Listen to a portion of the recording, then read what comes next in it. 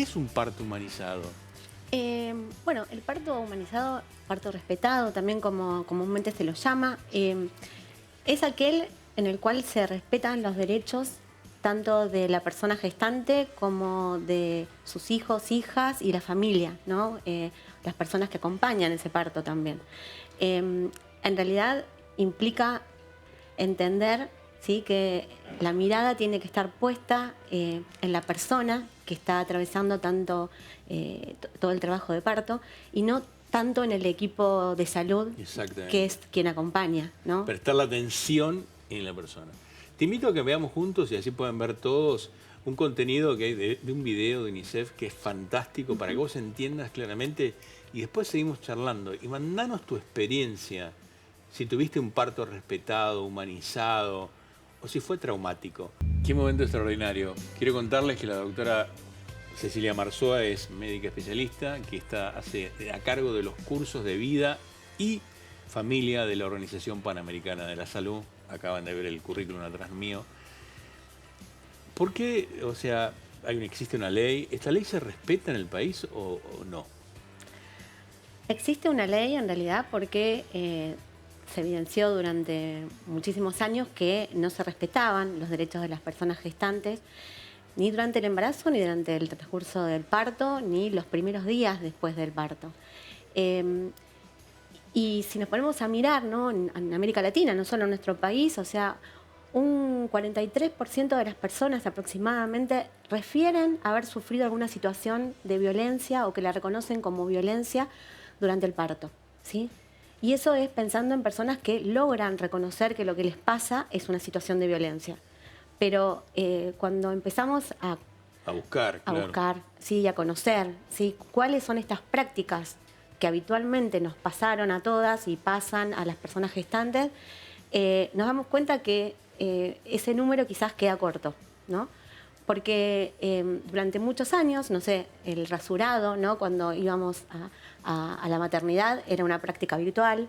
Cortarle y rasurarlas. Rasurarlas, Sí. sí. La episiotomía, sí, el cortecito para, sí, que teóricamente el bebé naciera mejor, ¿sí? Los tactos vaginales, o sea, que reiteradas veces, ¿sí?, sin necesidad, distintas personas que están acompañando. Que pasaban por ahí y le hacían el tacto. Exacto. Una frase quizás, sí, que se escuchaba muchas veces en las maternidades, ¿sí?, que referían a que si tuvimos una situación de placer, ¿sí?, ¿por qué estamos gritando a la hora de tener un parto? Si tuviste sexo para tener un hijo, ¿por qué gritás en el momento del parto? Vamos, sí, claro, claramente. Claro. Sí. Ese tipo de situaciones, ¿sí?, se enmarcan en lo que llamamos, ¿sí?, situaciones de violencia, ¿no? Pero que se han generalizado. Yo tengo el recuerdo de hacer fuerza para hacer caca y los gritos dentro de los gritos y los gritos, hacer fuerza para hacer caca y hacer fuerza. Y pobre la mujer, viste, está, yo te digo, me acuerdo de hacer monitoreos cardiológicos en los partos. Y esa situación es muy violenta, muy violenta, muy violenta. Totalmente, sí. Después, el tema de la cantidad de medicación que se utiliza. Hay como un abuso de medicación que se utiliza. Recién estábamos en maquillaje y una me decía, bueno, te voy a poner tal droga, tal otra. Bueno, ¿eso también existe? Sí, en realidad toda práctica que no está recomendada, o sea, se enmarcan en estas situaciones, ¿no? Por ejemplo, el uso de un medicamento para que dilate más rápido, ¿sí?, o que el proceso de parto se acorte, ¿sí? Eso se enmarca en estas situaciones que no son las recomendadas y que no respetan, o sea, el parto, o sea, no están dentro de lo que llamamos un parto respetado. Con esto, o sea, se armaron, desde la Organización Mundial de la Salud, se armó una serie de recomendaciones, ¿sí?, para entender qué prácticas están recomendadas y cuáles no. Y a partir de ahí, o sea, se insta a los equipos de salud a que las tomen en cuenta y que las empiezan a implementar, ¿sí? Yo me iba a tener un tema bastante complejo, que es el tema de las cesáreas. La Organización Mundial de la Salud dice que entre el 10 y el 15% de los partos, de los nacimientos, tienen que ser por cesáreas. Y hay un trabajo del Hospital de Clínicas que dice que en la Argentina somos el 35%. Explícame por qué. En realidad, lo recomendado, o sea, o lo que se esperaría, ¿no? Sería entre un 10 y un 15%, como vos estás diciendo, pero los países, no solo a nivel de Argentina, sino a nivel mundial, los números no hacen match, o sea, no se encuentran ahí. Y en realidad, o sea, hay por eso un montón de prácticas que el profesional médico, ¿sí?, priorizó, más en función quizás de la necesidad propia y no de la persona, ¿sí? O sea, la cesárea es una situación especial. No ¿Pero es la una pide el práctica. paciente, la pide la madre? Puede haber un pedido de la persona, sí, puede haber un pedido, pero la mayoría de los relatos que escuchamos son, o sea, que estuvieron durante X cantidad de tiempo en el trabajo de parto y entonces como no progresa según el tiempo, el timing, o sea, el tiempo que tiene cada profesional de la salud, se llega a una situación de cesárea que quizás no sería lo recomendado. Me voy a poner del lado del médico. Sí. ¿Hago la cesárea porque disminuyo los riesgos? Bueno, en realidad... No soy especialista, no, pero te la pregunto a vos que sí se lo sos. Pero en realidad, o sea, la cesárea sería para una situación de riesgo, ¿sí? O sea, exacto. El tema es cuando la cesárea empieza a ser una práctica habitual y que tiene que ver con quizás, como bien decía, cortar los tiempos o... si yo vengo acompañando este embarazo, ¿sí?, y luego necesito tomar una licencia o no voy a estar el fin de semana, entonces adelanto el parto para un viernes, ¿sí?, o un jueves. ¿Pasa eso? Y bueno, habitualmente pasaba, por eso, o sea, y puede seguir pasando porque... O sea, tengo fecha para el lunes que viene, pero no, me tomo el viernes, lo tengo el viernes para tener el fin de semana. ¿Es así?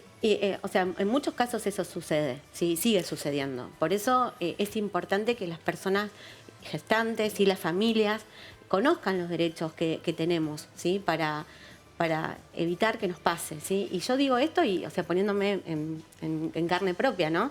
O sea, al momento de tener a mi hija, o sea, yo era una persona más que estaba en la situación de parto, y en ese momento... con el día al lunes, Sí, o sea, al otro día, o sea, empecé a contar todo lo que me pasó y cómo se vulneraron un montón de mis derechos. Y nos pasa cotidianamente, ¿sí? Y no tiene que ver si es una institución pública, privada, de la seguridad. ¿No es un sistema de facturación? ¿No es porque van a cobrar más por la cesárea? No quiero comprometerte con esto, pero por ahí me está escuchando y dice, preguntale si van a pagarle más por la cesárea. Bueno, no lo sé. Las prácticas, o sea, hay un montón de programas y de cuestiones para priorizar o que la práctica del parto o sea, natural sea más rentable, digamos, que una cesárea, ¿sí? Eso sería una medida, ¿no?, de pensar cómo tratar de que el proceso del trabajo de parto sea acompañado y que no dependa de la cantidad de horas profesional de la salud. ¿Cuántas horas? Perdón, sí, claro. Quiero hacer una pregunta que tiene que ver justo con esto. ¿Hay un promedio de horas que tiene que, o sea, que tiene que durar el trabajo de parto? Como para decir, bueno, después de tanta cantidad de horas sí se necesita una intervención, no antes. Durante mucho tiempo, o sea, sí estaba como de alguna manera medido, ¿no? Y entonces se iba viendo el progreso. Hoy en día, o sea, el trabajo de parto se acompaña, ¿sí? Y cada persona tiene su ritmo y eso es lo importante de reconocer, ¿sí? Pero hay prácticas muy arraigadas en los equipos de salud que trascienden, o sea, hasta la cultura, ¿sí? Los países, ¿sí?, la formación de los equipos de salud, ¿no? Generalmente, o sea, hoy Jorge bien decía que cuando él estaba en el hospital, sí, han pasado un montón de residentes. Sí. Y bueno, nos hemos formado en esos espacios de salud y hemos de alguna manera, nos hemos formateado, como yo digo, ¿no?, con las prácticas más hospitalarias, ¿no?, de la institución en la cual nos formamos. Y luego, sí, volver a la esencia, ¿no?, y entender que estamos trabajando en salud, pero estamos al cuidado de cuidando a una familia, a una persona, y que tenemos que respetar los derechos. Te propongo lo siguiente, a ver, vos estás en casa lo mismo, que veamos qué dice, ¿no?, la ley. Respetar los tiempos, que es muy importante, respetar los tiempos, que se respete el tiempo de los donantes. Discriminación, esto es increíble, que exista todavía.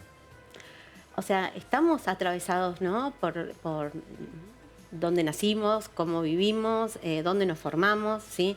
Pero todo eso no justifica ninguna situación de discriminación ni de maltrato hacia una persona. Que elija el lugar, si yo quiero decir que si me van a... ¿Hasta cuándo aguanto del dolor? Que también tienen el derecho de hacerlo. Que le lleven el bebé apenas... Eso, ¿por qué no pasa eso? No lo puedo creer, o sea, por ahí yo no, como no estoy en el tema, no lo entiendo, pero vos nace tu hijo y no te lo llevan y te lo ponen encima rápido, es como muy complejo entenderlo, porque hay una situación de urgencia, una emergencia. Bueno, o sea, la única justificación para eso es que el bebé en ese momento requiera de prácticas de salud asistenciales que no se pueden brindar junto a la mamá o la persona que... Y por último, la información. Yo creo que también hay un déficit de información muy grande en el cual no se informa correctamente a los pacientes y en este caso a las personas, a las mujeres que van a parir, ¿no? Sí, y bueno, este es un buen espacio, ¿no? Como sí. para que, o sea, quien está en la casa escucha y conoce a alguien que está transitando un embarazo o que está pronto a un parto, que conozca la ley. Decime, ahí la tenés. ¿Qué le decís a la que está por parir o a la que está por tener? ¿Qué tiene que saber? ¿Qué tiene? Tiene que saber que, o sea, el embarazo, el parto y los días posteriores, ¿sí? Son únicos y son de cada una de las personas que atraviesan el parto, ¿sí? Mujeres, personas gestantes, incluyendo a las diversidades, ¿sí? Las personas con discapacidad. Todas las personas tienen derecho a un parto seguro, ¿sí? Acompañado por quien decidimos, ¿sí? Generalmente se piensa que el padre o madre, ¿sí? Tiene que acompañar, pero muchas veces podemos decidir que sea otra persona. Tenemos que estar en un ambiente íntimo, ¿sí? Y entender que el derecho va más allá también del nacimiento e implica también salir de esa maternidad o ese lugar donde atendieron nuestro parto con, por ejemplo, un método anticonceptivo para que garanticen nuestros derechos sexuales y reproductivos también. Cecilia, un placer. Gracias. Espero que vos hayas recordado tu parto y que lo hayas hecho con cariño y no con un recuerdo de violencia. Muchísimas gracias. No, gracias a vos.